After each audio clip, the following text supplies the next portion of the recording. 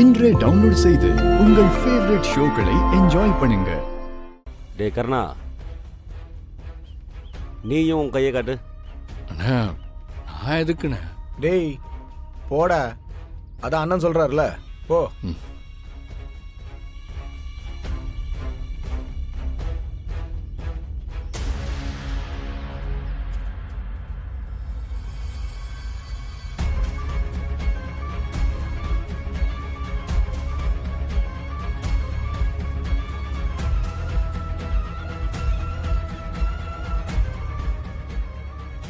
தம்பி, உன் ஆயுள் ரேகை ரொம்ப கெட்டியா இருக்கு.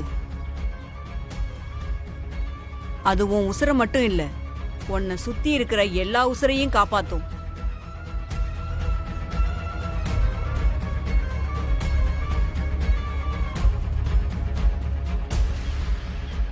அம்மா, அதெல்லாம் இருக்கட்டும்.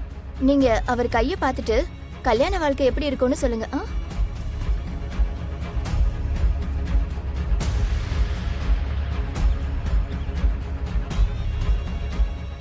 இவருக்கும் ஒன்ன மாதிரியே கல்யாணம் ஆகி மகாலட்சுமி மாதிரி ஒரு பொண்ணும் ராசா மாதிரி ஒரு பையனும் பிறப்பான்.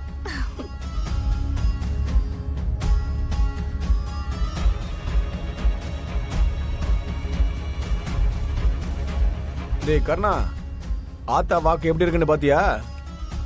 ஒரு 6 மாசம் கழிச்சு உனக்கும் போனாவுக்கும் கல்யாணம் ஆகி 2 பேரும் சேர்ந்து ஒரு ஆண் குழந்தையும் பெண் குழந்தையும் பெத்துக்க போறீங்க. ஆத்தாவே சொல்லாம சொல்லிட்டாடா.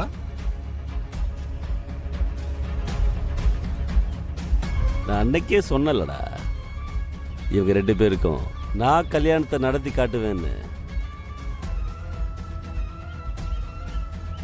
ஆனா இங்க இருக்க சில பேர் தான் அதை நம்பாம சவால் விட்டு திரியுறாங்க. அது தப்புன்னு தெரியறதுக்கு ரொம்ப காலம் இல்லை, வெறும் 6 மாசம்தான். அக்கா, இதெல்லாம் மூட நம்பிக்கைக்கா. இந்த காலத்துல இதெல்லாம் நம்பிக்கிட்டு இருக்கிறது முட்டாள்தனம். இத மட்டும் வச்சுட்டு யாரும் எந்த முடிவும் எடுக்க வேண்டாம்னு சொல்லுங்க. இந்தம்மா, பார்த்து பேசு. எது மூட நம்பிக்கை? நீ என் ஆத்தா வாக்கையே பழிச்சு பேசுறியா? உனக்கு அவ்வளவு சந்தேகம் இருந்துச்சுன்னா உன் கையே கொடு. உன் மொத்த ஜாதகத்தையும் ஆத்தா புட்டு புட்டு வச்சிருவா. எனக்கு இதுல நம்பிக்கை இல்ல. அட, உன் கைய கொடுமா. அதுக்கப்புறம் நான் சொல்றது உண்மையா இல்லையான்னு உனக்கே தெரியும். வா போ.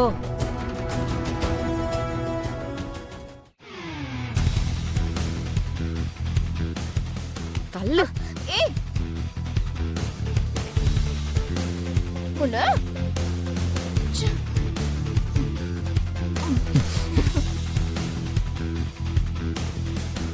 உன் ரேகை என்ன சொல்லுதுன்னு நல்லா கேட்டுக்கோ. உன் கைரேகைப்படி உனக்கு அம்மா இருக்காது. உன் கூட பிறந்த பிறப்பு ஒன்னே ஒண்ணு, அதுவும் பொண்ணு.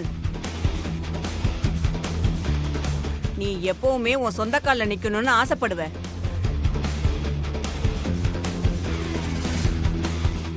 யாருக்கிட்டையும் ஒத்த பைசா கூட கடன் வாங்க மாட்டேன்னு சொன்ன உனக்கு அந்த கடனாலே எவ்வளோ பிரச்சனைக்கு அப்புறம் தான் உன் கழுத்துல தாலி ஏறி இருக்கு.